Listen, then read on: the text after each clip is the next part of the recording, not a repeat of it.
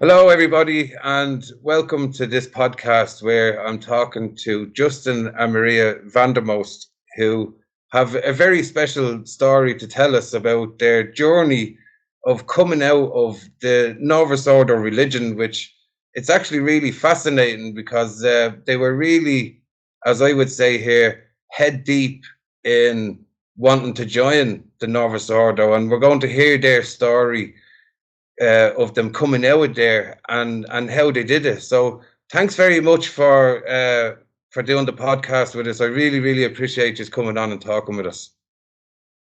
Yeah, thanks, Andy. Thanks No for having problem. us. You're very welcome. So to go straight into it, Justin, you were going to you wanted to be a priest in the Novus Ordo Church. Could you tell us how you found out with a small bit of your journey of going through the priesthood and realizing what was wrong and the errors that was in there? Sure. Um, well, to begin, I'd like to just kind of start this, interview of hopefully a succession of interviews of people getting out of the Novus Ordo with we all want the truth. In the end, when we're looking for happiness, we're looking for God's will, what it is God's calling us to do. Um, Even if we're stuck in the Novus Ordo, having a good intention is key. Having the intention to do God's will, wanting to know the truth, has to be there for anyone who's going to eventually find the truth, especially about the papacy, about the state of the church. Having that intention of knowing God's will and doing it is really the goal. It should be our goal. Yeah, Um, so hopefully this interview will help, and this whole podcast will help. Um, So as for me, I was born in the Novus Ordo, had no contact with traditional Catholicism or the Latin Mass um, until I had already went and joined in a religious community. So um, being raised in the Novus Ordo, I had no real conscience at all up until probably a junior in high school, where I started the confirmation program, um, which led me to like have somewhat of a relationship with Christ. Because before that, I had nothing. hmm, Um, there was two books in particular in that Novus Ordo program, the confirmation program and the youth group, that really made a difference in my life. Um, and that's kind of like what started this whole journey towards even having a thought of being a priest or a thought of being religious. Um, and that first book that I was introduced to was True Devotion to Mary. And I would say that was really the beginning of it all, the beginning of my conversion, the beginning of wanting to know the truth, wanting to know yeah, God's will. And in True Devotion, St. Louis de Montfort explains God could have come into this world any way he wanted, right? He chose to come as a child, born of a virgin. That's what he wanted. That's what he chose to do. And that thought of God's will really sparked in my mind. Why would God choose that? Why does God choose what he chooses? And obviously there's so many reasons why. We could talk about, Eve and Mary, and how, since the beginning of time God decided this. So I began, thoughts of, well, what is it that God's deciding for me? Um, and as I was reading that book, it just kind of took over my life. Like all my other previous desires and thoughts were like nothing compared to wanting to know why God does what he does. Um, and I so would you say had a real calling for the to know God, to know his truths. yeah, I would say so, because that book really was profound to me. Like it was so deep and like the total consecration. giving everything to Mary, the thought of giving everything to Mary, um, because she really turned my life around. She saved my life. And I had this overwhelming desire to want to give it back to her, right? I very easily could have been lost. And it was Mary that saved my life. So why not give everything back to her?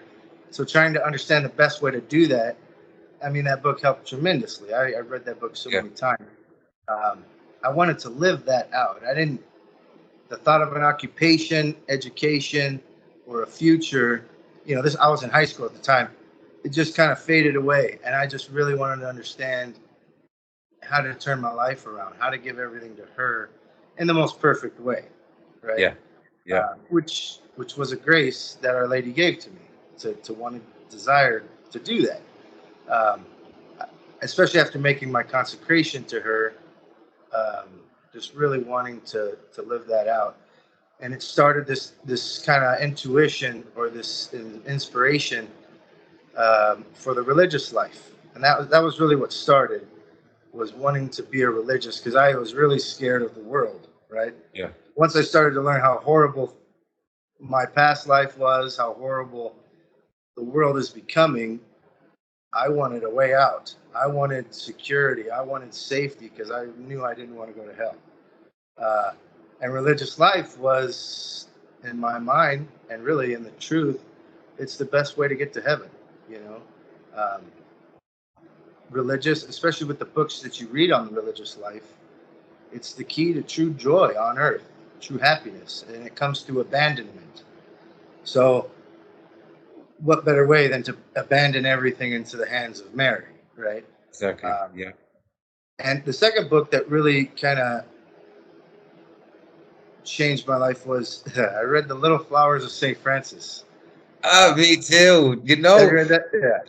I read that book so slowly. That was the slowest book I ever Yeah. read in my life that I did not want to finish. Yes. I loved it so much. It had such an impact on my life too.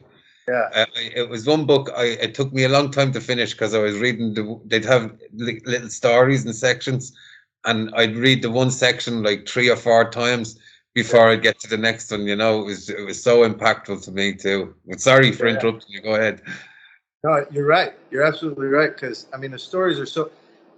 The book really captures like the spirit of the Franciscan order, the spirit that Yeah, Saint Francis had, right? yeah, Um, that spirit of reformation, true reformation, uh, which really everybody needs. We all need to reform our life. And after reading that, you really learn Saint Francis was the master at this. yeah, Um, and just the anecdote. Like I remember reading the story of Saint Francis and Brother Maceo, and they're walking, and they come into to the end of the road where there's three different pathways. Right, one goes to I think Siena, and I forget where the other two go.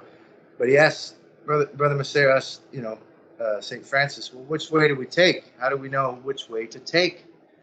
Saint Francis told him to spin around in a circle, like the children do. And so he does it. He starts spinning around. He falls down a couple times, and finally he says, "Stop." And he's like, "This is the way we're gonna go." Right? That free spirit of just I don't know, just trusting, exactly, trusting yeah, God. yeah, And and I wanted that. I saw what he did, and I was like, I want to trust God like that, you know. And Saint Francis chose to be poor. So many of us in our life, we have no choice in the matter a lot of times, and we suffer the pains of the poor at times. But St. Francis chose that, and we got to think, well, why did he choose this? You know, not just to combat the old man that he used to be, right?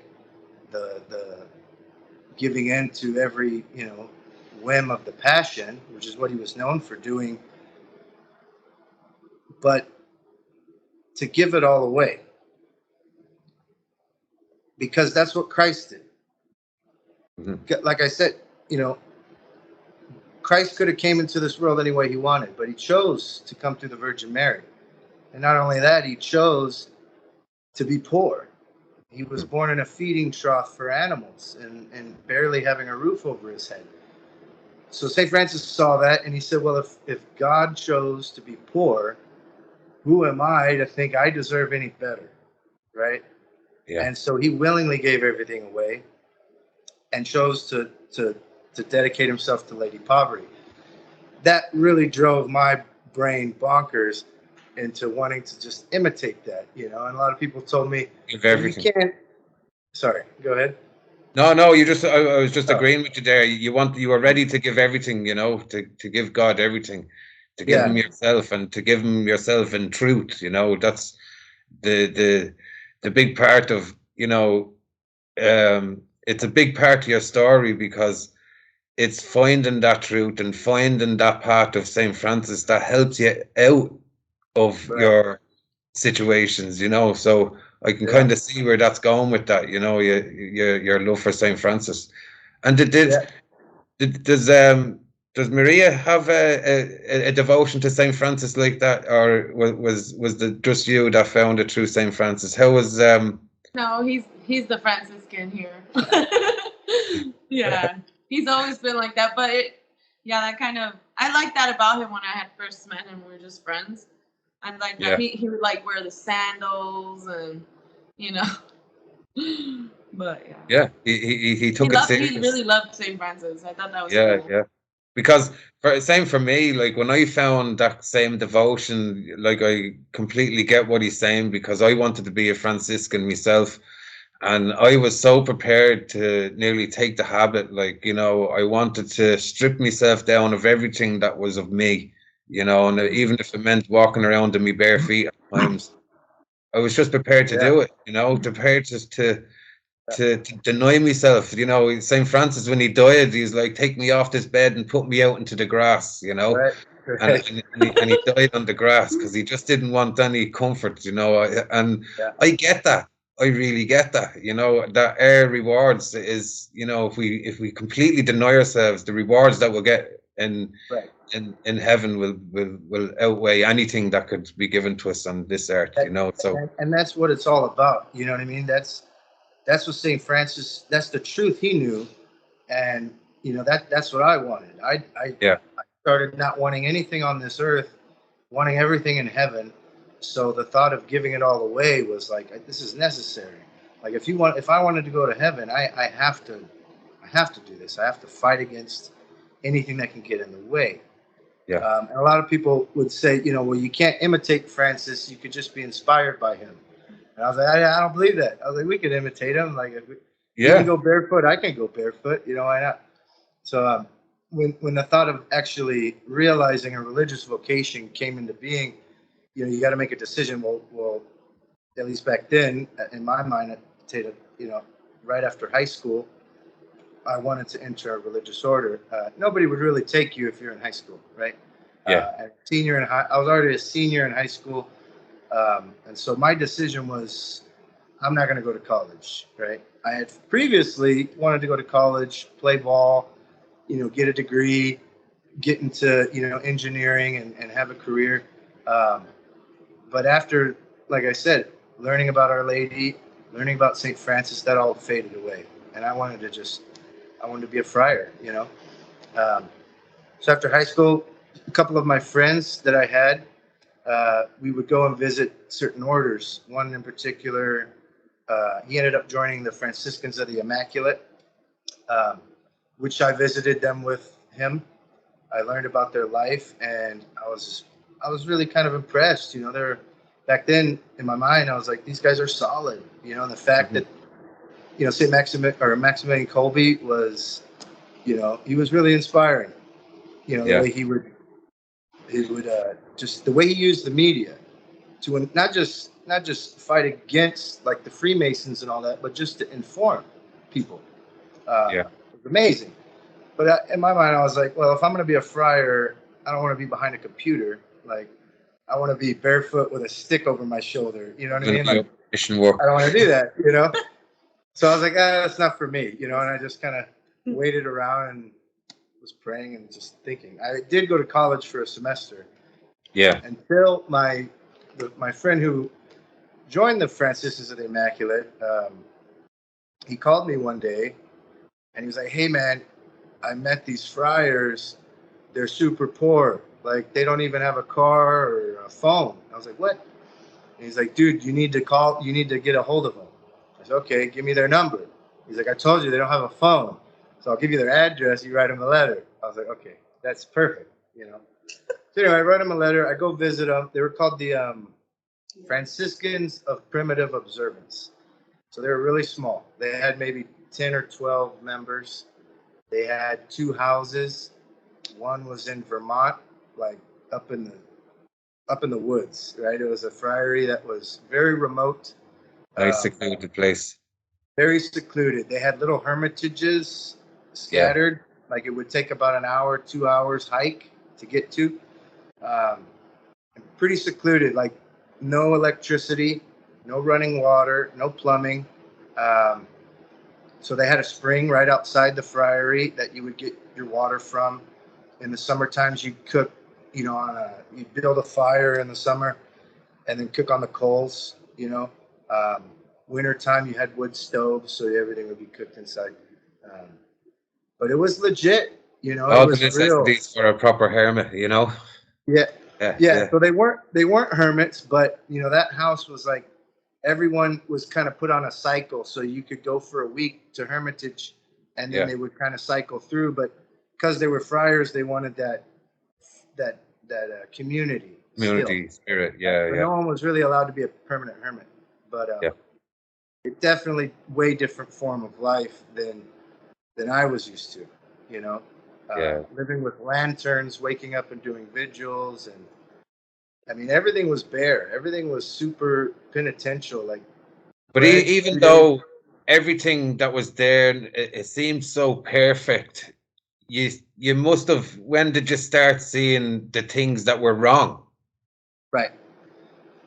I would say so. These friars would do like parish missions, and they would walk to the mission, or sometimes hitchhike, right, Yeah, depending on how they would go. And you get to meet a lot of different people doing that. Um, and usually, when they would do the pilgrimage, they would try to stay like at a rectory because you can't really you could walk so many miles in the day, and they would try to map out other Catholic Novus Ordo churches that you could stop at. And I got to see like the diocesan priesthood at a completely different angle than I was used to. Because when you kind of almost barge in and say, "Hey, can we stay the night?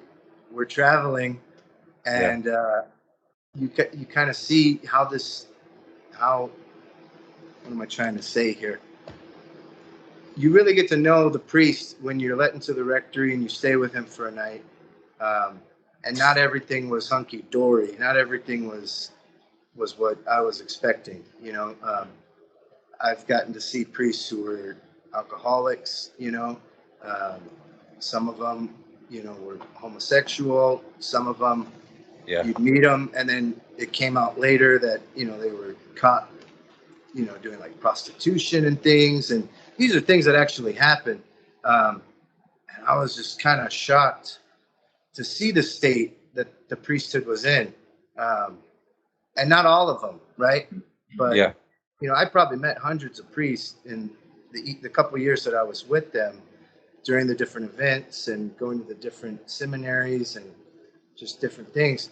Um, and there was a lot of, positive, but I got to really see a lot of negative, um, which isn't necessarily unusual. I mean, even in the time of Francis, I mean, that was the whole reason Francis was doing what he was doing, because the priesthood had declined to such an extent to where that poverty was necessary. That poverty is what got the priesthood to change, the whole church to change.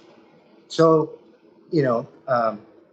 and then knowing the seminary system better as the time goes on was disheartening, because it was very liberal. Even the most conservative seminaries had a lot of problems, and it was kind of like an unspoken truth that there's some kind of minority gay mafia going on that kind of control a lot in the system. And this is who gets to stay, who gets weeded out. And if you were a conservative seminarian, and you wanted like a lot of the seminarians that I had met, who were conservative, they had to be quiet about a lot of things, because if they had an end game, they wanted to get ordained eventually. And that's what I was going to get to, because the same is happening here in Ireland in Maynooth, which is the only seminary left in Ireland. It's the gay mafia. They run everything. Anybody that's going in there to become a priest, they go in with the full intentions that they're going to be Orthodox, but they try and do it quietly so that they can get ordained. But they never make the cut, because it's 7 years now. And I think they put on an extra year, so that they can go through the documents of Vatican II more, you know. I mean, and they're not allowed to pray their rosary. They're not allowed to do anything. Yeah. They, you know, it was quite crazy. Were you experiencing these same things? Only to a certain extent, because like the experience that I was with the friars, we were very secluded, and it was only during Advent and Lent that we really kind of went out and did things outside the friary. Other than that, we were kind of secluded. And I never studied in the seminary when I was with the friars either. But some of the brothers were in the seminary. There was a lot of events at the seminaries, so we would go together. I would hear their experience about the classes they were in, the topics they would talk about, you know, the professors and what they're saying.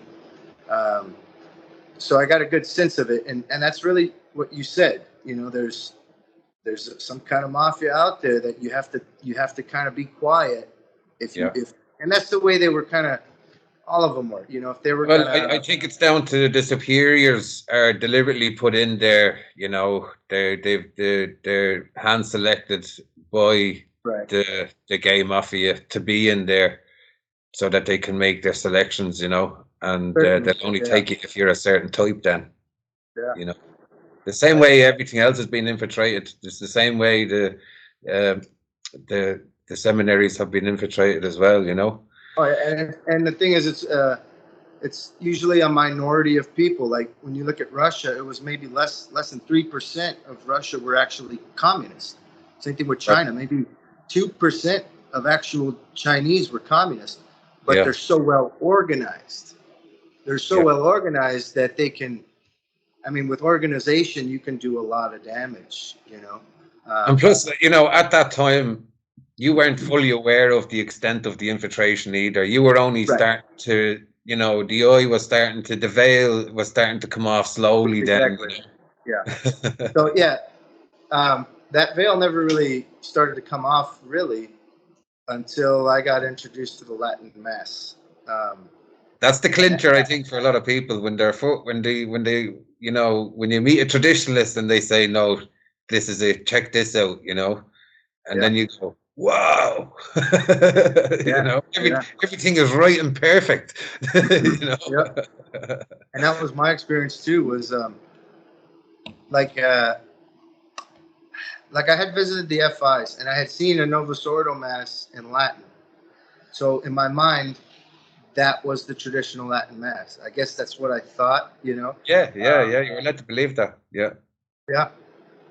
But one Saturday, my novice master came in and was like, he gave me a little red missal. And, you know, if you've been to the indult with the Novus Ordo, you're familiar with this little red missal. Follows the 62 rite. And he gave me the little red missal and he says, hey, we're going to have a traditional Mass today. We got permission to say it. Just follow along the best you can, and we could talk about it after. So, okay. So I got the missal, and I remember opening it and reading the first lines, you know, in Tribo Autari Dei. And I just kept reading that first line, you know, in Tribo Autari. And I was just like, what is this? You know, I had no clue what it was. And I just came in fascinated with wanting to know what the hell is in this red book, you know? uh, it totally blew me away. You know what I mean? It was so different. It's completely was- different to what we've been used to in the new mass. Like the prayers are different. There's more meaning in it. There's more. Actual worship of God. Exactly. Yeah. Like when when you read them prayers, and especially when you're deep in your faith, and you look at them and you compare it to the new mass, you're like, whoa! I mean, everything is in the Latin mass for us. Like the prayers are so perfect. When Vatican II even happened, they says nothing changed. We're just doing it in Yeah. English. But Yeah. what you're saying to me now, even here, is, well, when I looked in the red missal, everything was different. It was you were getting a new understanding of your belief, because you're actually professing your faith, Yeah. the Catholic faith, in that book. Where you haven't been for the past, whatever novus ordo kind of mass that you've been going to, because it was all changed. And that's why we became Catholic, because that mass produces Catholics. Exactly. Yeah. No, I agree. That's why they don't want it. That's why they fight against it. That's why they don't want it. Yeah. That's exactly it. That's why they had to change. A new religion had to change everything in the mass for a new religion. You can't be praying for people in purgatory in the new mass. You can't be praying for people in hell, because everybody's saved. Yep, doesn't exist there. Yeah. Yeah. A deacon told me that purgatory doesn't exist anymore. I was like, what? But this is where we're at. Limbo doesn't exist. No, it doesn't exist anymore in the Novus Ordo. I was at a talk here at Knox Ryan, and there was a priest there, and he was saying, "Oh, look, don't worry, hell was just used as a fear to keep you controlled years ago, and all this kind of stuff." And I was standing there, I was like, I was going to get up and hit him. Like, I'm not going to lie, I was like, why is he saying this to everybody? Why is he deceiving everybody? Like, I was so angry that he was saying this. Yeah, it's upsetting, because they're supposed to be saying the truth, and you're just like, man, because we've gone to funerals, and everyone's saved, so it's just it's sad, because you're like, tell people they gotta work for their salvation, and so they have a chance. And for yourself, coming out of the Novus Ordo, how was that for you? What's your journey? Tell us more about that. Sorry?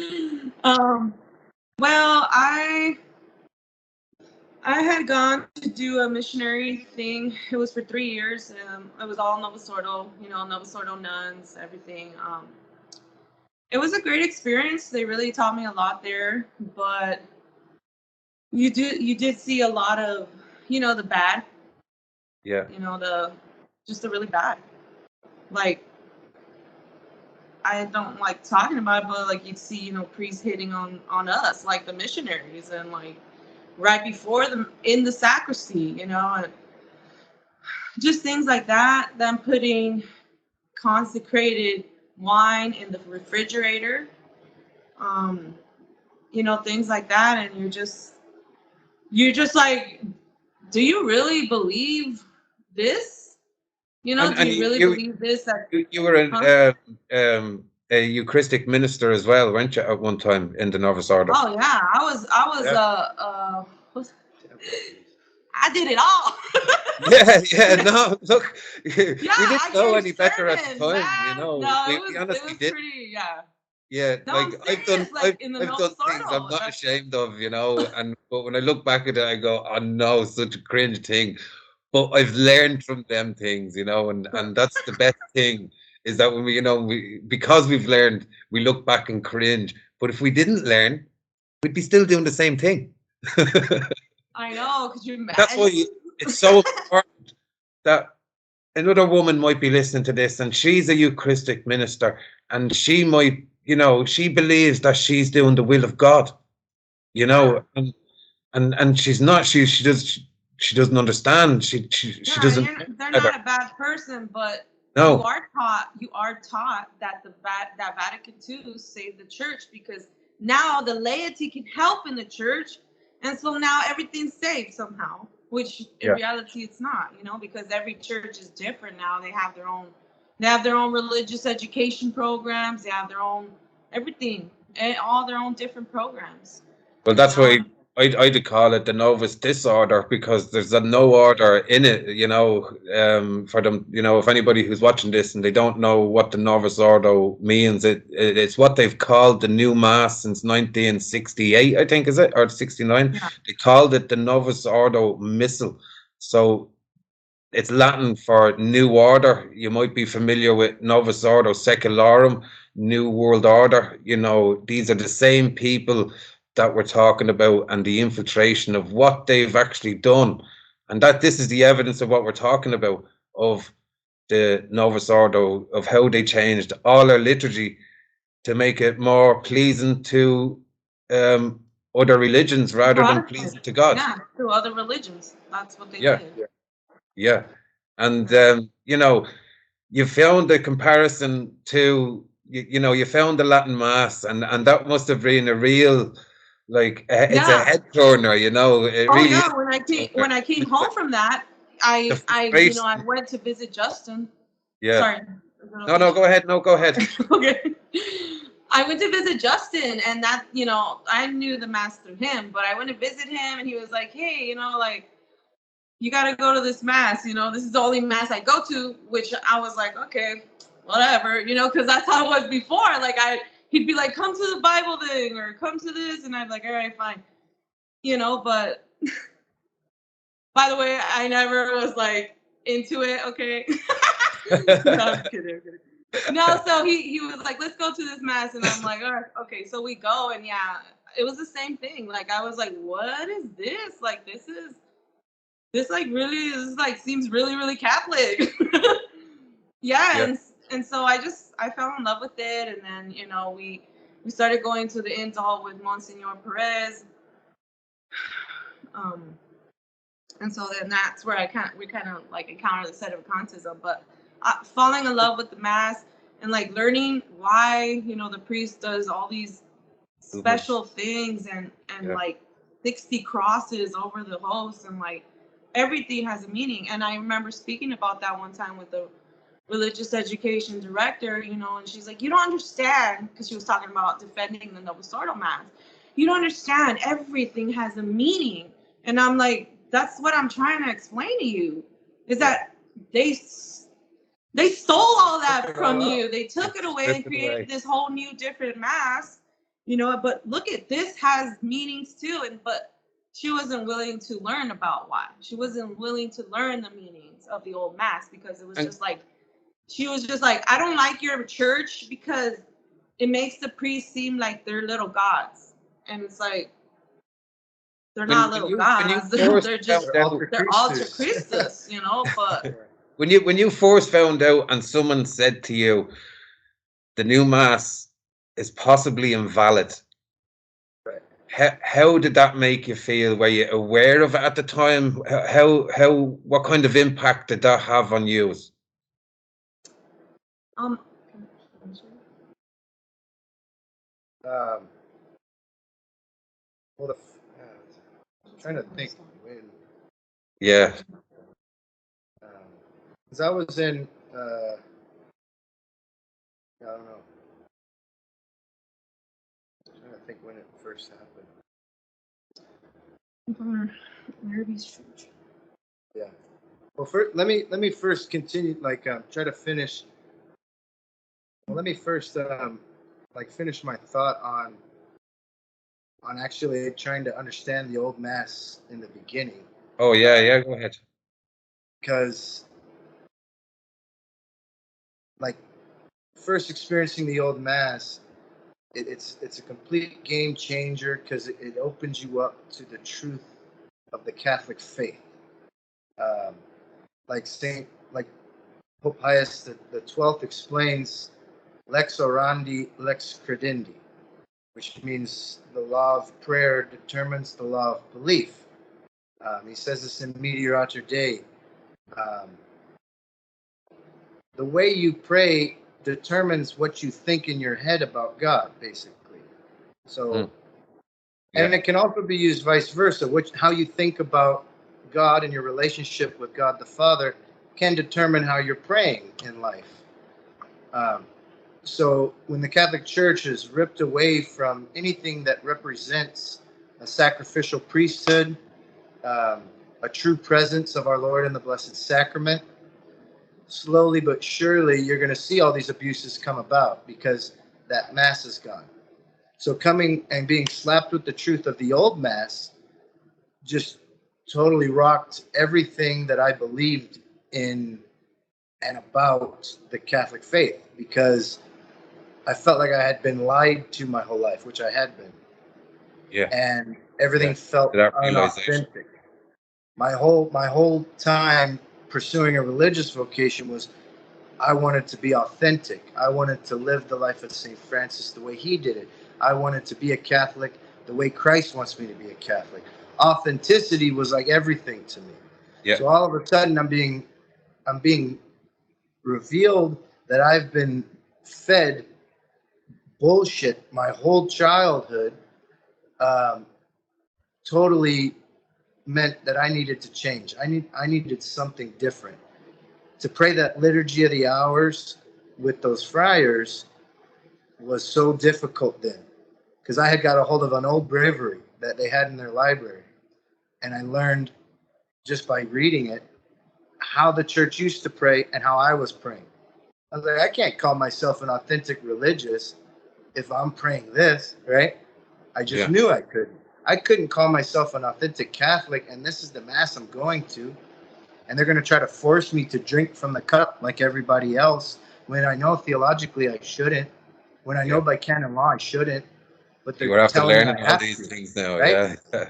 And so because they told me it expresses that we're all in community, I was like, doesn't this habit express that we're all in a community? Why do I have to break the law? And I didn't. It became too hard. So I which also I wanted to, They do make it soul destroying to try and keep hold of your faith. Like, there's many people, including myself, you see them in the Novus Ordo. They know everything is wrong and they're trying to fight it from within. And it's heartbreaking because you're really, you're going against the wind in many ways by doing it that way. And it is soul destroying. It's so hard to fight. I've tried it, and that's why I'm speaking from my own experience, because when I was seeing all these things wrong, I'd see the priest telling people, no, stand up, you can't receive on your knees and all this kind of stuff. All that's used to infuriate me. I was like, what's going on? And it was, getting something inside of you, because it's God. God created you. Yeah, it's a righteous anger, and that's why people don't realize that, and there's a lot of people still in there now trying to fight away, and they think they have to stay attached to these errors, that they have to stay in there to fight. When to stay in there, you're compromising yourself by being there. But that was the great deception. Yeah, and did you feel that way too? Huh? Yeah.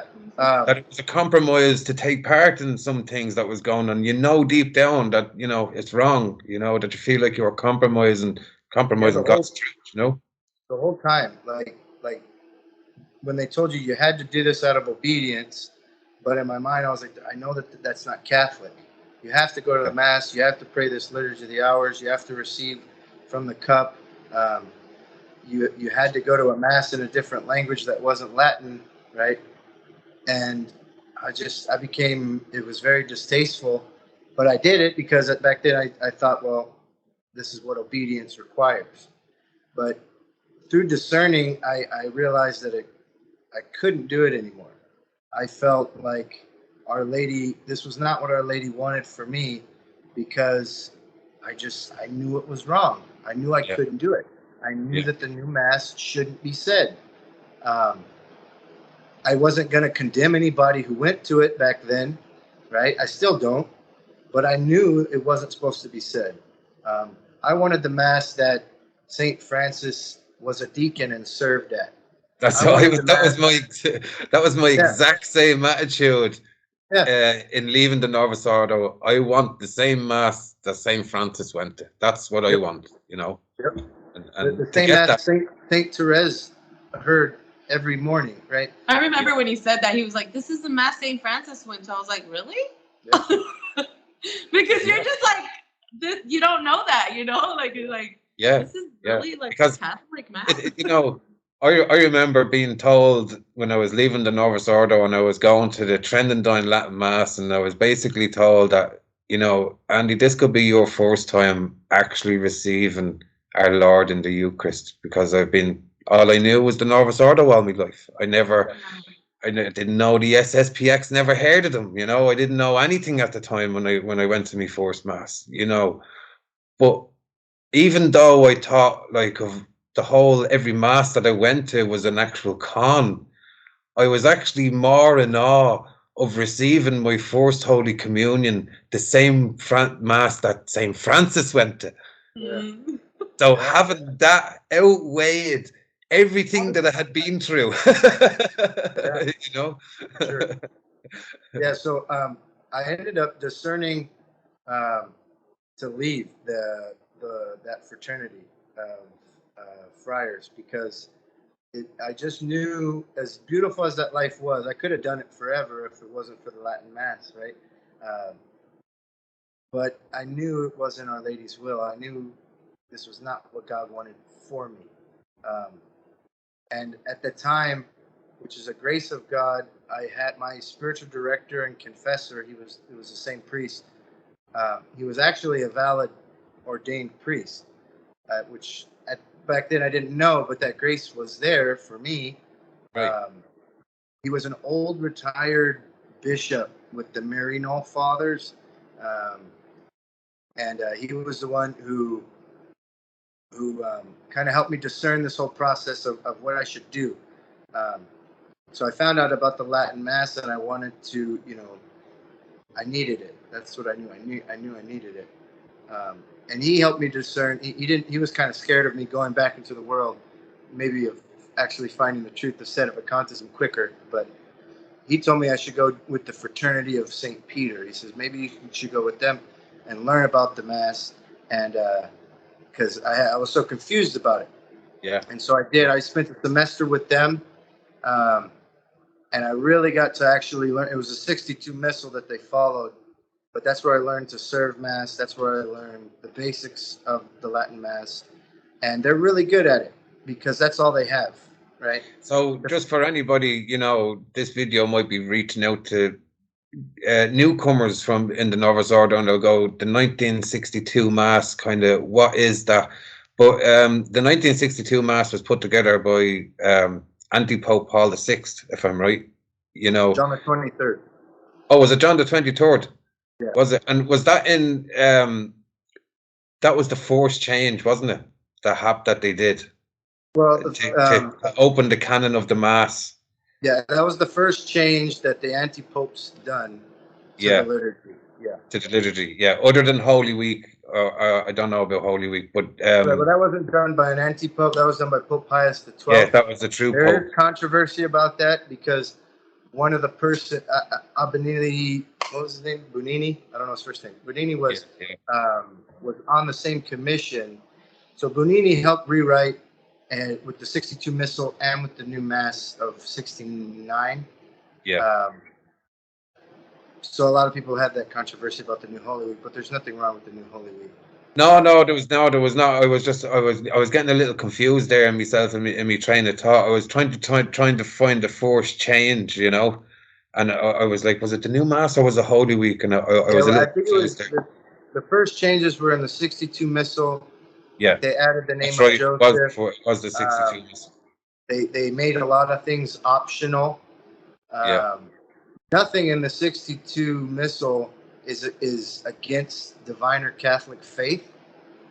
There is some changes, but it became popular among the traditionals with Archbishop Lefebvre, because when Archbishop Lefebvre started the Society of St. Pius X, that was the missal he chose.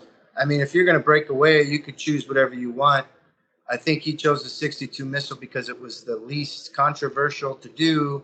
And it was okay, I guess. I don't know what his thought was, but it was the most popular. And if you're in the Novus Ordo, going to a Latin Mass, that's what you're following. If you're going to a Society of St. Pius X chapel, they're following the 62 Missal. It's valid. There's no one can deny the fact that it's valid, and Yeah. that it follows the traditional Catholic Mass, Yeah. even though it was promulgated by John the 23rd. Right? No, I get you. Yeah. So that was the missal that I learned. That's what I Yeah. learned how to serve. So if you know how to serve the 62, there's no problem in learning how to serve anything other than that.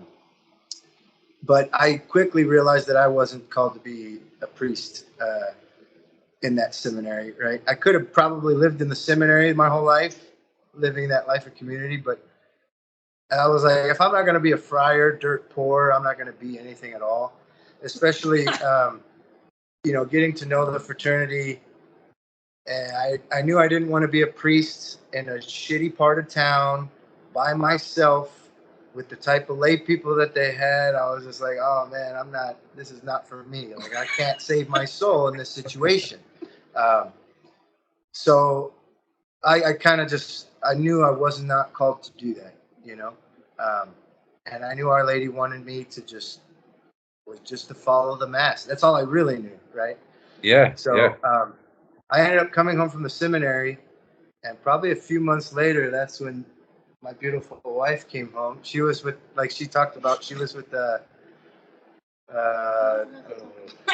missionary, a Novus Ordo missionary group, right? So Yeah. it's a religious community in the Novus Ordo. They were attached to like the Opus Dei, and obviously we were never really interested in each other when we first met. We actually first met when we were like 18, probably a year before we both left. When I went to the Friars and she went to Mexico, we knew each other for a good solid year. Very good friends. She was just really, really fun to talk to. And but when I seen her after I was coming back from the seminary, she came home. I was just like, this is the one I'm gonna marry. Like, this is not just my best friend. This is like my best friend for life. I was like, why did I come in here? So I was just like, oh, this is what I'm called to right here. You know what I mean? I want a family, and I want her to be my wife. It was just instant. I knew it. And so we talked about, all the different things about family life and what we were looking for. And I explained to her about the traditional Latin Mass and how this is what I go to. And there's no way we can go to anything else or raise our children in anything else. She was completely on board, right? Time goes on, and we got married in the Novus Ordo. Actually, in the indult of the Novus Ordo, it was a traditional Mass. Out in Southern California, there was a group called the Norbertines, and they were probably the majority of priests saying the Latin Mass in Los Angeles were from this group. They're a Novus Ordo group, and they learned the Old Mass and kind of went everywhere doing it. The indult priest, his name was Father Bishop, the one who married her in the indult, and probably shortly after getting married, the thought of wanting to set roots somewhere, picking a parish, was we had to be careful, right? Because we wanted children, and what parish are we going to choose? Because there was no real good parish. You kind of had to bounce around. It was like all traditional, chasing the Latin Mass. It was like Mass. half traditional, half Novus Ordo. Hybrids everywhere. Yeah. And I didn't, at that time, I really still didn't know much about the SSPX either. Because in the fraternity, they kind of demonize the SSPX. And they kind of tell you, like I thought in the seminary with the fraternity, that Archbishop Lefebvre was just a sedevacantist, because that's kind of the impression they want to give you, right? Right.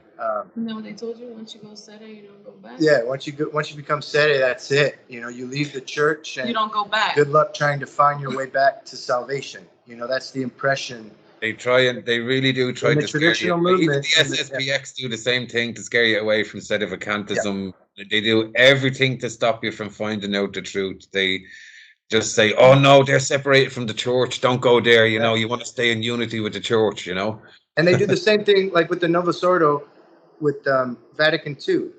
like I've met lots and lots of Novus Ordo priests, and I don't know if I've really met one who honestly told me they read all 16 documents of Vatican II. No, they didn't. They believe what they're told and taught, Yeah. but Yeah. when you really ask them, have you read all 16 documents? They haven't. They haven't. I don't think They I've met haven't. one seminarian or one Novus Ordo priest who's actually studied it, but they go along following it. And it's the same with the truth of sedevacantism. Not one has really looked into it, but they're just parrots repeating the same thing that they hear about the Regurgitate. dangers of sedevacantism. And I was doing the same thing. I would say up until we came in contact with Monsignor Perez, who since has passed away. And we ended up choosing to go to his parish. It wasn't even indult, it was independent. So they were kind of associated with the SSPX, that parish, because whenever they had confirmations, it was an SSPX bishop that would confirm the laity there. They were in Garden Grove, which was not that far from where we were living. We were staying in Long Beach. And so I just was like, you know what? This is the parish we're going to go to. They have the traditional Latin Mass all the time. I don't have to deal with the diocese. I had totally given up on the diocese because coming home from the seminary and before getting married, I had worked for a solid year with several Novus Ordo priests, getting them missals, getting them vestments, trying to get them to say the Latin Mass, maybe have a parish somewhere with the diocese. I tried working with the diocese, with the Una Voce, and trying to get the fraternity there. And there was so much blowback. There was so much that you had to fight. No priest was really interested. Nobody wanted to do it or learn it. And so I kind of gave up. I said, you know what? It's not going to happen. I'm not here to force anything. I'm here to do what Our Lady wants, and I don't think this is going to happen. So when I met Monsignor Perez, he was really interesting because he kind of opened my mind to a lot of different things. He was really big on like the New World Order, for example, the truth about the communist and Freemason infiltration.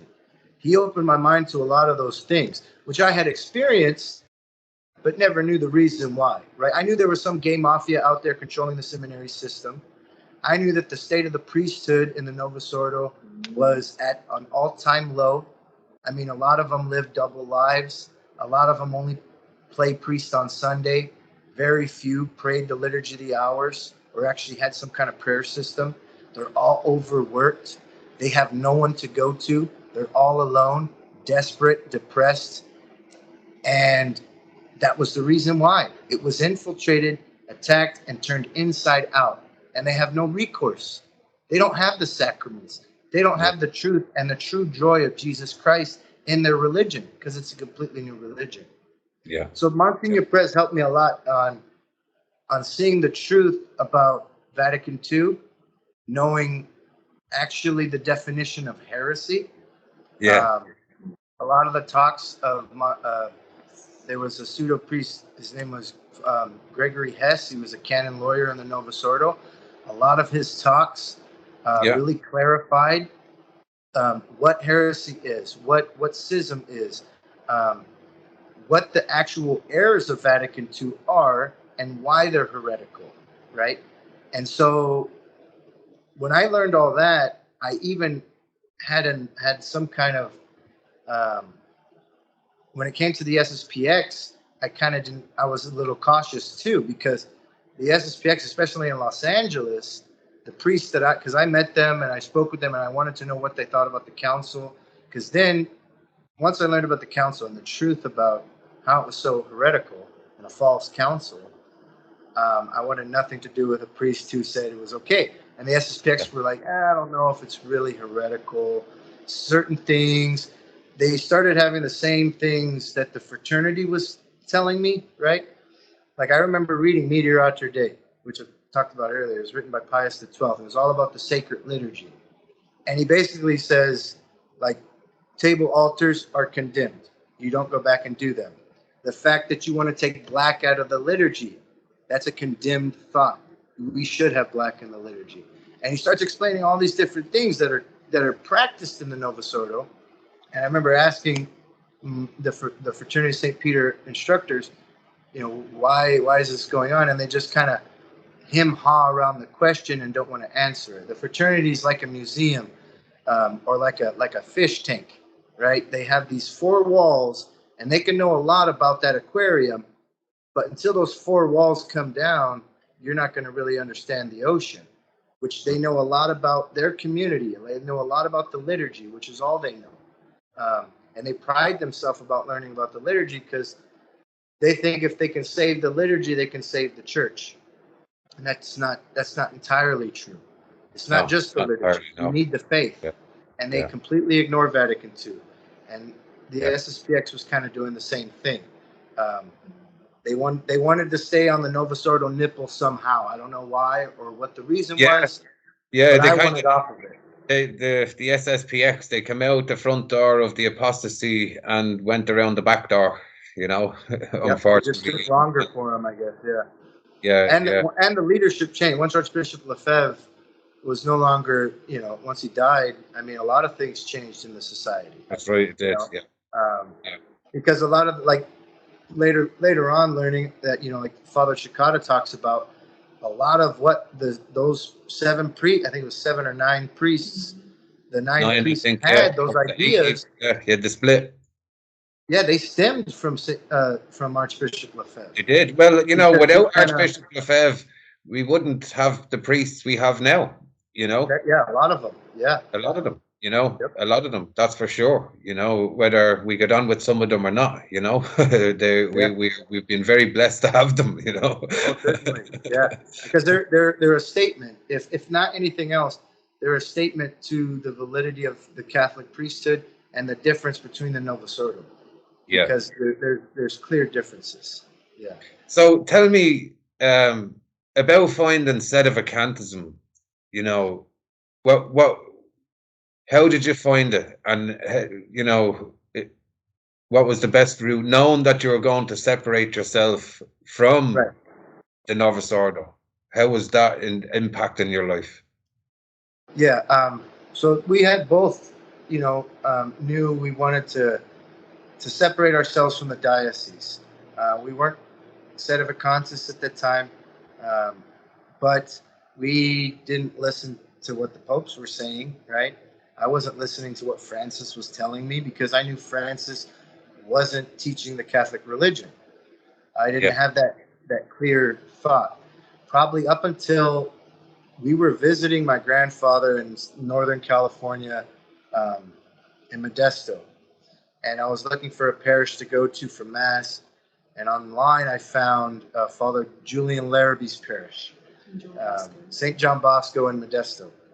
And I remember telling Maria, I said, hey, here's a traditional parish. They have Mass. Here's the time. We should go. I knew I didn't want to go to a diocesan, anything to do with it, right? So, and the website didn't say anything about sedevacantism. It was all really good. It was all about Catholic stuff, and I was like, oh, this looks really good. So we go. And I still didn't really know until I went to confession with Father Larrabee, and I remember having a conversation with him and realizing he didn't believe that the popes that I believed were real popes, right? And but he was so charitable, you know what I mean? He was so nice, and the way he talks is so clear, and he's honest, and that was really refreshing to hear in a priest. And he kind of challenged me, and he said, because he talked about the papacy, and he gave me a lot of different arguments, and it didn't really convince me right then, right there, right? I said, yeah, but I was excusing it, really. I made a mental excuse because I said, I don't follow these guys anyway, so what does it matter if they're real? I can't follow them anyway. I didn't understand the gravity. That if I'm going to call myself a Catholic, I'm obligated to obey the Pope, right? Right, yeah. And what really got me was he told me to look into the validity of the priesthood of the priests in the parish that we go to and we attend, which Monsignor Perez was ordained in the traditional rite, but the bishop who ordained him was consecrated in the new form of consecration of 1968. Oh, there you go. You He found was it. ordained with the Institute of Christ the King, I believe. But the bishop was a new Novus Ordo bishop. Mhm. So I told Father Larry, okay, I'll look into that issue, to see about the validity of all that. And really, what made the biggest impression on me were the people in his parish. Um, they knew we weren't sedevacantists, but they were so nice, right? Yeah. They were the nicest people we had ever met. Nothing like an SSPX parish. I was just blown away how much they loved the kids that we had, right? Usually, sometimes you have children. People don't always like the fact that you have children in Yeah, mass, right? yeah. And these people were just super happy, super joyful, really nice. Talked to us like we were normal.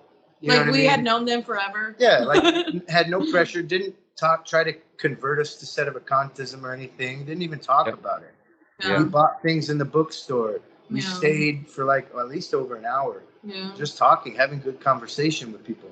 Yeah. And I was just blown away. I was like, man, this is an awesome parish. Like, this priest must be doing a great job, and these people are really trying. And Yeah. it was clear. So that good impression meant a lot. I think the good Yeah, it impression does. of the lay people made a bigger impression on us Right. than any sermon had done to that point. Yeah. Yeah. The charity was there. And that really encouraged me to want to look into what Father Larrabee was trying to get me to do, which I did. Yeah. And I started studying the 1968 rite of consecration. And that's what changed everything. I got a hold of some different things written by Father Cicada. Yeah. And that was it. I became convinced that the 68 rite of consecration was invalid. There was no way around it. The Spiritus Principalis did not convince me. Once you do that research on that Novus Ordo sacrament that they use, and you compare the wording and you see the words that are missing to confer the power of a priest or a bishop, sorry, it's gone. It's completely gone, It was so clear. I do understand that research, and that's what people really don't understand is the changes that did happen in every single sacrament in the Novus Ordo rendered many of them invalid, and you have to only believe it when you see it, Yep. And the thing is, what reasoned me into sedevacantism from that truth was, if Christ instituted the Catholic Church and he promised that the priesthood is perpetual, that his sacrificial priesthood would exist until the end of time, and that the Mass would exist as well, there's no way that a true pope would be able to promulgate a rite in which would invalidate the right of bishops, to where the church would become extinct of the existence of a true Catholic bishop. There is no way a pope would be able to promulgate something that would, in effect, be so destroy harmful the to the Catholic church. Church. Yeah. Because if you don't have any bishops, the papacy is no longer there. The priesthood is gone. The Mass, the sacraments are gone. And that, to me, that's what drove the line. And it's such a massive realization for everything else that's going in the church, because all of a sudden you're realizing that the church isn't so big anymore. Oh yeah. You're starting to look into these. You're going, right, we're in the end times. God said there's going to be an elect.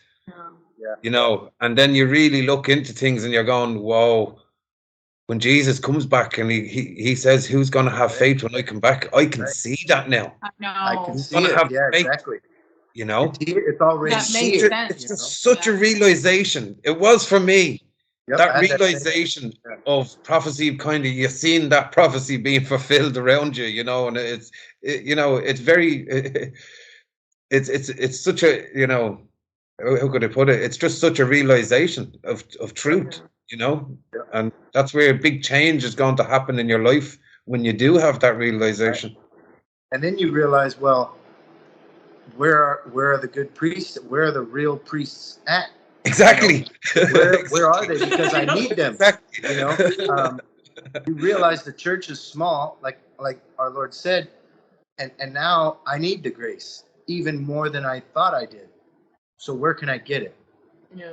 And I came in contact first with um, Father Gerard McGee, who he was the closest to us at the time. He was in West Covina, and we met him, and I talked to him on the phone. I would call him quite a bit with different questions because I would read things.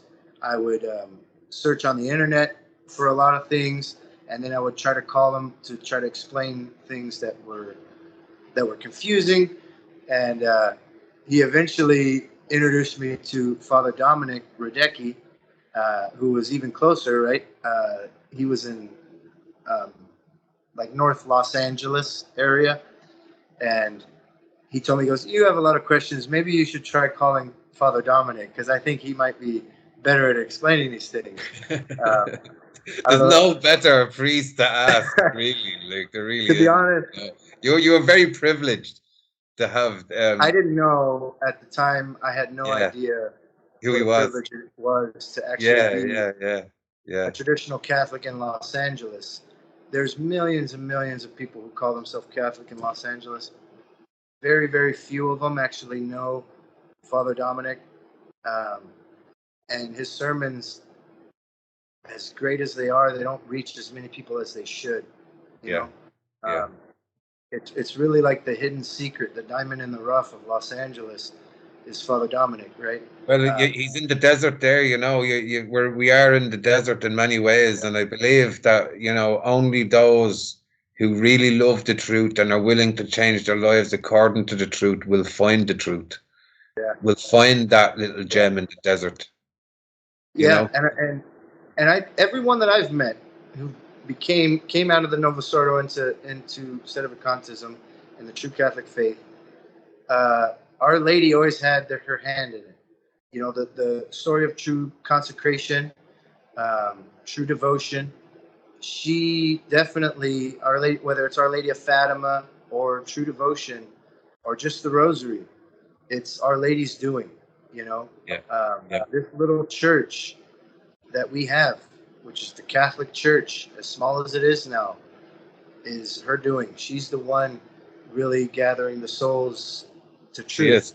She And like is. I said in the beginning, I think that if as long as someone wants the truth and Exactly. has devotion to Our Lady, Yeah, eventually she will bring you to the truth yeah. that we have not had a true pope since 1958. There's no way around it because it all works together. If you want the truth, you will get it. You just have You to really pray will. for it. No, you're dead right.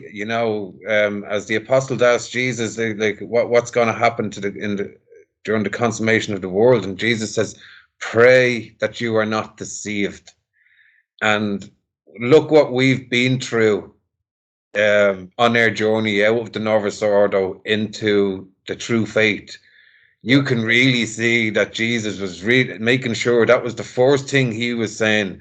Pray that you were not deceived, because he's seen all the traps that were being set for us, Yep. all the deceits, all the false Christs, all those fake priests, all those fake popes, all the fake prophets that's come with it as well, and devotions and everything. And it's very overwhelming. Like I spent my whole life up until I was, what was it, 2000, I think it was 2018 is when I became Sedevacantist, is when I met Father Radecki.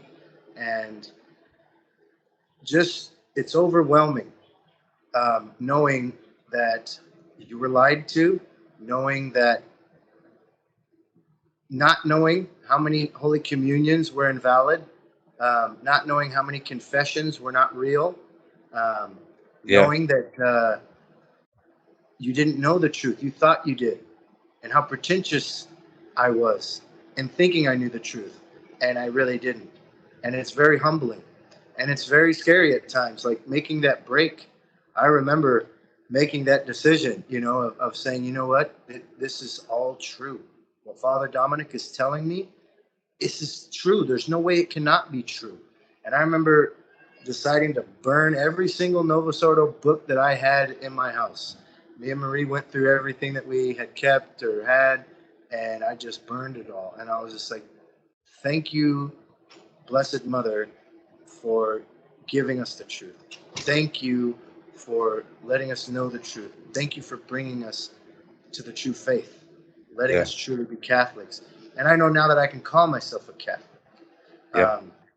Father Dominic really played a very instrumental part in that, in realizing my faith, not just learning it, studying it, searching online, reading in books, or trying to know, creating a mental argument in my brain, But living it, living actually it. living it. Because, you know, when you're on this journey of coming out of the Novus Ordo, you're on a big learning curve. You're learning all these new things about the faith. And when you finally do get into sedevacantism, it's like, okay, now I found it. Now I've been through all that process. Because for me, I was kind of like, well, what do I do now? And, you know, I remember the priest was saying to me, you know, he's like, Andy, now you have to live the faith. Yeah. You know, and live it in its entirety, you know, not just what I've been taught in the Novus Ordo, because, you know, the more we find our faith, the narrower the path becomes, because it's more difficult. There's so many people that fall away before they get to the point of sedevacantism because they say, no, it's too hard, Or you know? discouraging. Right. And it is hard. It is. Catholicism is not rejected by every country in the world because it doesn't work. It's Exactly. rejected because it's too hard. Yeah. For our human nature to do. And when you're living in a church that doesn't give you any grace, I mean, how do you get out of that situation? You need the grace. When me and Marie became sedevacantists and we were going to the true Catholic faith and we had that sacramental grace, everything changed. Like everything changed. For me and Marie, for our marriage, for our families. I mean, shit became real. You know what I mean? Like I knew my guardian angel was real. He's with me. I know that our Lord is truly present in this tabernacle. I know that I will be judged at the end of my life for every word that I'll speak, for every action I'll do, and every thought that I'll have. This became so much more real. I had thought I had experienced real Catholicism, right, in a hermitage in Vermont or in Nebraska, right, studying and having beautiful liturgy. That meant nothing, absolutely nothing, compared to living the faith, raising children, establishing a good relationship and a good marriage and keeping it that way. That's what it's all about. You know, it's about living the truth, living the faith, and it is hard. And you No, need that. it really is. I mean, we're in a world right now where I know in America they have the FBI keeping tabs on traditional Catholics. You know, Yeah, that's true. these are real things that are happening. Yeah. Everything that's happened, every issue that we're facing right now, and I do believe we're in the end times, and that we've never been in such a dark time ever. You know. Yeah. And True. all this is directed at, you know, the bride of Christ is being chastised, it's being crucified, and, you know, being left for dead in many ways. But I do believe Our Lady will have her triumph in the end. The church will have its resurrection the same way Jesus had his resurrection. The bride of Christ will have hers as well, you know. And it really is such a privilege to be alive during these times, because it feels like God has saved us for these times, you know. Yeah. And when you look around, you see all the indifference, you see everything that's going on, and you wonder where you can find unity, you know, because unity is so hard to find. Yeah. But when you become a sedevacantist like us, you know, and part of a church, you find real unity of faith. Oh yeah. You know, and it's so lost. You know, people don't even understand the unity of faith, like especially in the Novus Ordo, because everybody's saved. Nobody believes in one certain thing because they're all turned to interfaith now and all this kind of stuff. But within our church, we have a unity of faith. We all believe in the same faith. You know, there's complete unity that way, which is just so beautiful to have that. And that's real unity. That's the real unity the world has lost. is that unity in faith where there's no heresies running free or anything like that, you know, and everything is the way in order, you know. Yeah, knowing the truth. I mean, that's what man is after, is the truth. Yeah, Knowing the truth and knowing what it is that God wants, what is God's will, and it is for us to know the truth.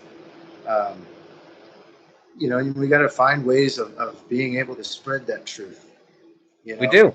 We yeah, do. And, you know, the best way, we really have to stand in the truth right now because, and with some stubborn holiness, because I know I find myself, especially being here in Ireland, being the only steady in the village, basically, you know, I've always got people saying, Andy, there's a healer here. Do you want to come and see him? Or, you know, we're going to the Novus Ordo this. Do you want to go there and do that? And, you know, I'd have to respectfully refrain, you know, and it is very hard to take this path. But I know I'm in God's corner.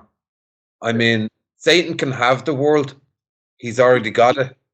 I just want to be in God's corner. I want to be found. When I go to meet my judgment, I want to hear them words, "Well done, faithful servant." You know, yeah, but the most terrifying words in the Bible is, "Depart from me, I never knew you." And I certainly don't want to hear that. You know, and but I can see why he gives us that warning, because there's so many people out there professing that they know Jesus, that they're doing all these here healings and exorcisms, and they don't, you know, they don't. And I believe a lot of that is happening in the Novus Ordo, you know. yep, yeah, and like that, especially.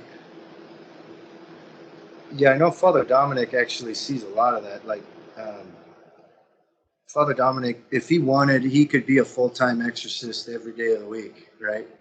Yeah, Because yeah, a lot, they just don't really work in the Novus Ordo. I mean, the CMRI in general, they get phone calls all the time. People trying to seek help from the Novus Ordo, and nothing helps them. So they just find online a traditional priest, and they stumble upon Father Radecki, and and um, and they end up seeking help from him. You know, and a good portion of his priesthood is done in helping people with that problem, um, and it's a big problem. It's not, you know, an enormous problem, but it is well, true that these things let's happen. even And talk about that problem, because I think that's a big problem that's affected us since they changed the sacraments around baptism, probably, because well, it's been a bit. they took away 4 exorcism prayers. They stripped the baptism of their exorcism prayers in the Novus Ordo. Well, also because the priesthood is gone in the Novus Ordo, Well, that and as so well too. that authority to tell Satan to do something, Yeah, it's gone. is very diminished. Yeah, Because when a yeah, Catholic priest, and I've seen it, when a Catholic priest gives a demand, I mean, they listen, right? yeah.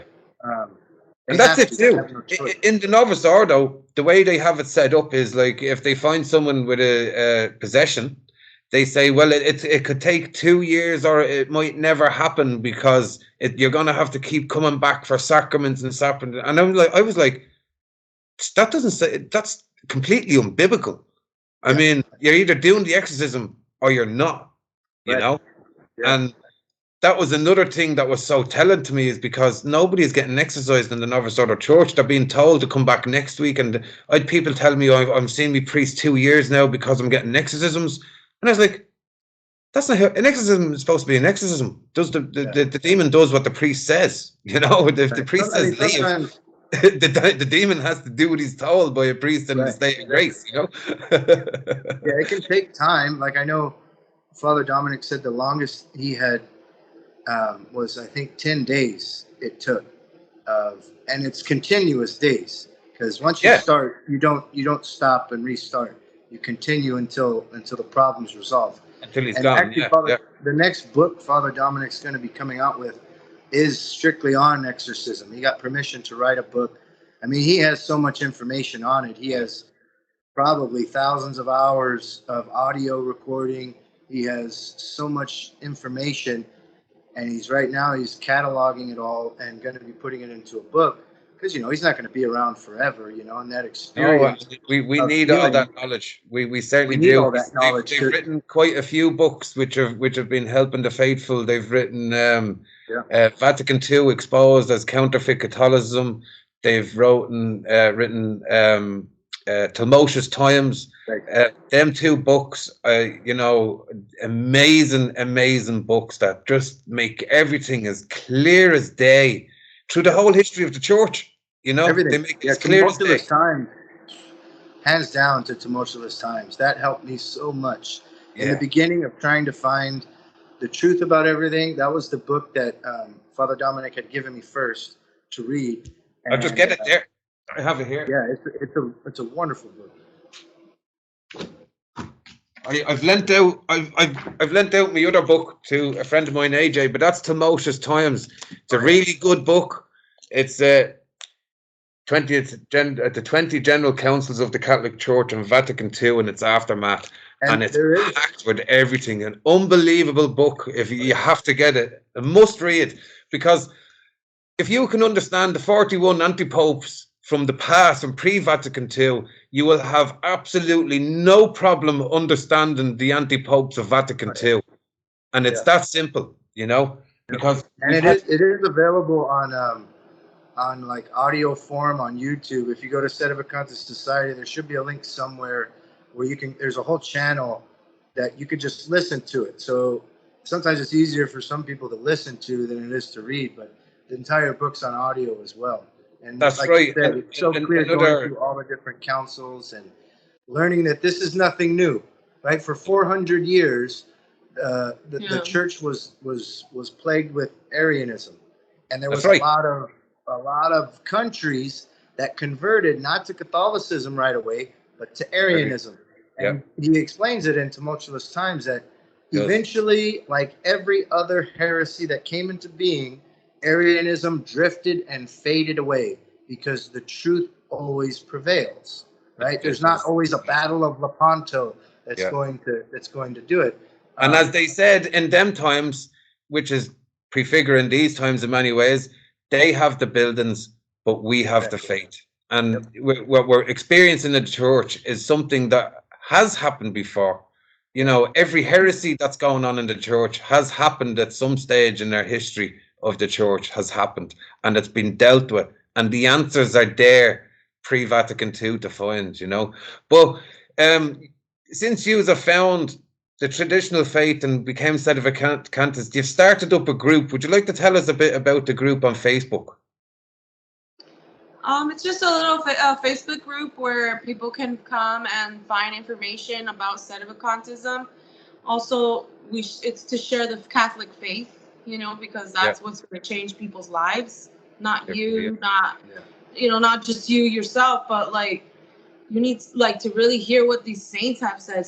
Saints that are not Vatican II saints, Because when you're in the Novus Ordo, you really don't learn about any other saints that much. No, you don't. Unless you go read a book about it, but it's not really promoted too much. I have to say, as being a member of your group, the information that you're putting out there to help people is fantastic. You keep up with the devotions, and anybody that comes in and asks a question, there's so many people in there with so much knowledge to help people understand the situation, because it can be shown to you in black and white.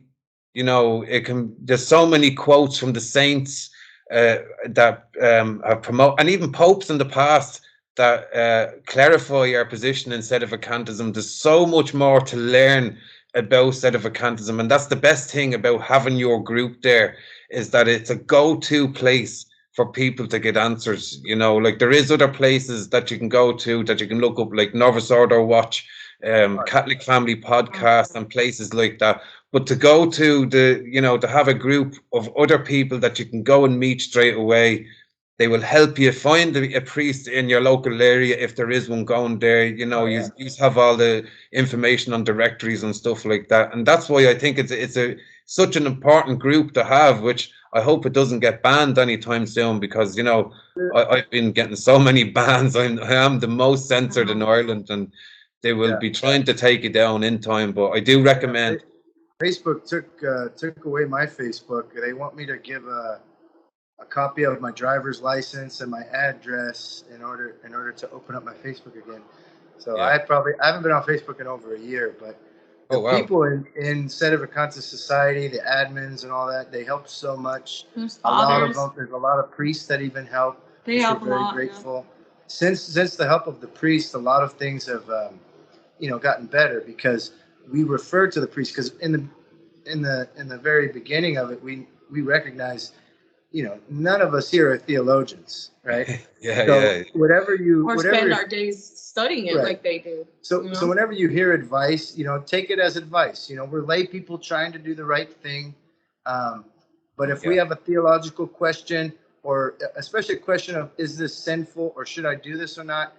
I mean, that's what Father Dominic has taught me, was every important decision in your life, you need to ask a Catholic priest for advice. Yeah, I agree. And so any big decision that I make, I'm always talking with Father Dominic before I'm doing it. Facebook is a good place, like the society, Sedevacantist Society is a good place to ask questions, but for real deep questions that you want answered, or who am I going to marry, what parish, or this or that, is this sinful? We refer to the priests, because they're the ones. And you see, that's exactly why that group is so helpful, is because you will help them reach a priest to get their answers rather than trying to wing it sometimes. And we do, as you're saying, we've got to be so careful, because we're not theologians. We're expressing, though, the stuff that we've learned and what got us to where we are. We certainly don't have all the tough answers. That's why I'd always be the same. If somebody was to ask me a question, I'm like, I can ask a priest for you. I don't know the answer. Or if I wasn't sure of the answer, I always revert that information to a priest and say, right, Father, can you give us an answer for this? Because I don't know what to do, and I don't want to make myself culpable of anything I said wrong at the same time. Even if I do know, I could give you a really good explanation, but then again, it's not going to have anything behind it, because I don't have any authority, right? No matter how much I can explain things. And so that should show all of us that, we're here. I think it's a great thing because we can meet people. I mean, that's how I met you, Andy, was on Sedevacantist Society. Yeah, it was. Yeah. Anywhere in the world, you can meet Sedevacantists who are running into problems and issues and controversies, and you can kind of share that information, and it's very helpful, because if really we had something like this during the Novus Ordo times when it first came about, perhaps things could be different. Perhaps the lay people could have done something a little more. I mean, it is a completely different situation, but like you said, unity is key. Having a group that is all over the world that can be able to bounce information off of each other. Yeah. My parish is doing this. This happened in my city. In Ireland, this is going on. In France, this is going on. It helps, because information today is monopolized. You can't turn on the television and get real information in it. How much it's helped me finding, especially here, like I didn't know, there is more Sedevacantists in Ireland. There's a good group of us around the country.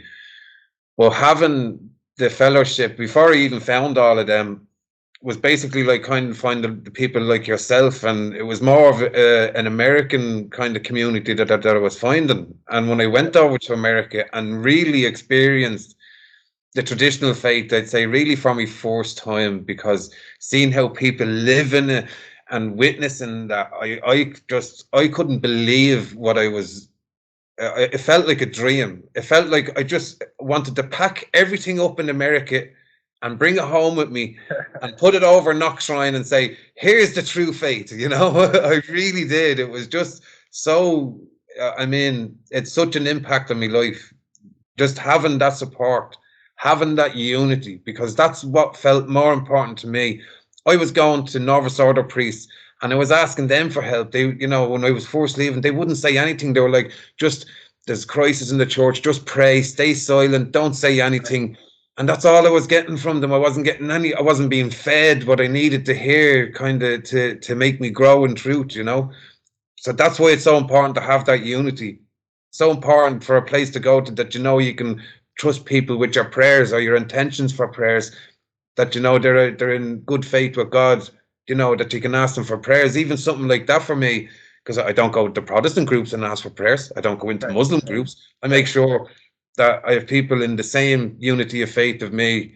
And it's always a really good go-to place for anything like that, whether it's prayers, information, for questions answered, especially around sedevacantism. There's so much information out there on sedevacantism right now, and it is a shame that it's kind of being buried, but it's left there for the ones who are looking for it. Yeah, and it's growing. Like sedevacantism is growing. Like the parish with Father Radecki. I mean, there's families that come all the time. I mean, we've only been doing this for maybe 5 years, and already there's been other families who have joined and hear about sedevacantism, and they're tired of the novus ordo.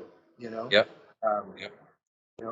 it takes time, and a lot of that's what Father Dominic explains. It goes back to what Justin was saying in the beginning. It's your will, it's your intention, your will. Do you really want to know the truth? Do you really want to serve God and do what He's asking? Like, you're gonna be able to do it, because a lot of people feel like, man, I don't know. This is a lot of information. But God created you, and He created you in His image. And so when you see His creation, like the Mass and the deposit of faith, that it just, it's a truth, and it is your job to assent to it. And you have that freedom to choose, do I want to or do I not? Yeah. And He gives you that choice, and you choose to either do it or not. And so, you don't have to know a lot about, it. And then I just don't want it to sound like, oh, well, we just say, we trust whatever the priest says, but we trust them because we know that these men are like really studying this to know it the right way, because that's what's lost, is that not everybody understands. Is this Catholic? That's why people have so many questions, because even just not cleaning on Sunday. I didn't know that in the Novus Ordo. I didn't know you're not supposed to clean. It's or just fast little for 3 things. hours before Mass. Oh yeah, that's it. Yeah. I was like, what? Yeah, I know, right? What? 3 hours? A holy day of obligation. What? Yeah. We actually don't eat meat on Fridays. What? I mean, everything was okay. But we are pushing on. But I have one more kind of question that's been on my mind, and the toughness of going through the Novus Ordo. It can of leaving. Did that have any effect on the family around you? Were they, objecting to your stance in sedevacantism? Was it, a kind of divider? Because I know for me, like my mother, she's in the Novus Ordo.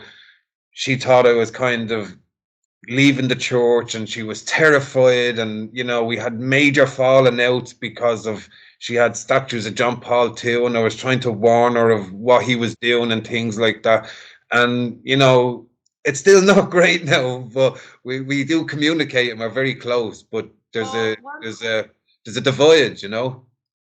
I know, but one thing that I think that we really need to just kind of remember is, like, they're gonna convert, but they're not gonna convert because of you. They're gonna convert because the truth actually enters their heart through our charity, through our example. Because what's the one thing that's missing in this world is true charity. To really have good thoughts about your neighbor, to really think well of them. But it was a little bit of a divider at first until I accepted that, and I was like, you know what? I'm not doing this. I'm not arguing with you. I don't need to do this. If he's going to come to the faith, my parents, because my parents are very involved in the Novus Ordo, but I just accepted that, that I'm going to just pray for them, pray for their conversion.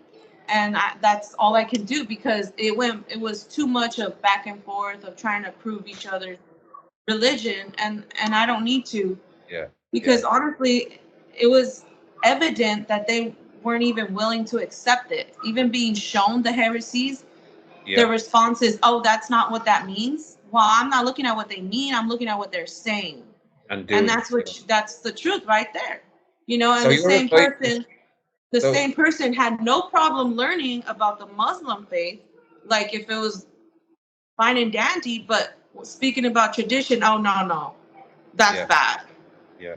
So you're open to learning about Muslims, Hindus, but when it came to learning about tradition, it was like, you're wrong because of this, this, this, and this. You know, and that's not right. And like, even to the point of getting mad of, sorry, I'm going long, but No, you're talking too fine. long, You're but absolutely fine. Let it out but there. they No, would even, I'm understanding. sorry, they would even get mad when you would see saint movies, and you know, like Saint Therese. I don't know if you remember that part where she's coughing and she's sick because she's dying, right, of tuberculosis. That person seen that and was like, ugh, how, I can't believe you're watching this. And I'm like, you literally watch crime videos. Yeah. Why does this saint bother you? Why does the sanctity of this saint bother you? Because we don't have the same religion. Exactly. You don't believe this that you are supposed to suffer. You don't believe in offering the suffering and trying to grow in virtue. It's just a church you go to. Yeah. You know, and so I just accepted that, you know, they're gonna come on their own terms, and all I can do is be a good example. That's all I can No, do. well, I really like that advice, because people out there might be wondering, what do I do? The first thing you do when you become a sedevacantist is try and run and convert everybody in the Novus Right. Ordo Church. And Because you're like, I have the truth, I found it. yeah, So look I have to everybody, tell look everyone. everybody. You know, you're kind of shouting from the rooftops, like as I did, you know, and everybody's going, he's gone mad. Don't talk to Andy anymore, you know.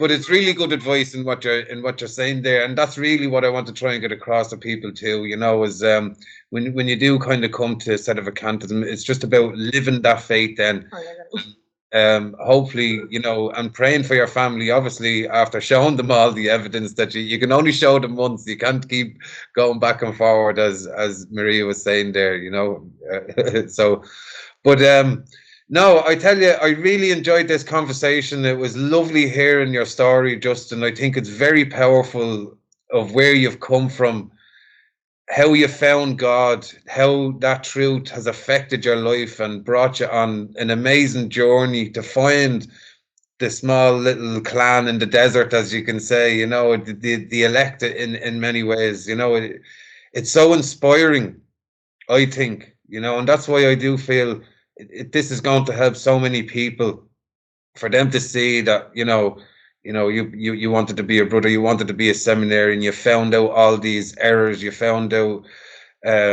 where the true mass was, and your whole journey there. It really is inspiring. It's a beautiful story, you know, of faith and hope. And thank you very much, both of you, for sharing that story with us. I really appreciate it. You know, it's been great.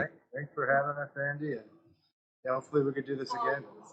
No, I certainly would. You know, it's really easy to talk to you, and you have so much knowledge on all these changes that has come about, and we could literally spend hours picking apart each change that they did, and maybe some other time we definitely will have a chat about that. You know, once I get through this mini series, because I will be doing more interviews. Yous are the first. I'm actually really delighted that yous are the first that I've been talking to, especially with you running the Sedevacantist group, and yous have got so much to offer other people as well who are coming out of Novus Ordo. So it's a really good way of pointing people into the right direction, and them hearing your stories as well. So again, thanks very much. Thank you, Andy. You're very welcome. Well, I'll leave it there for now, and we will be back with another interview in another couple of days, and another leaving the one world religion and finding the true faith. You know, people need to hear these stories, and please like and share this around to all your friends and family who might be in the Novus Ordo, and show them that there is a way out, and that there is the true faith, and that it is being kept perfect and intact for when our Lord returns. So with that, I'm going to say thank you to everybody for watching and listening to us up to this point. And please like, share, comment, and share around to everybody. Erin Gabra.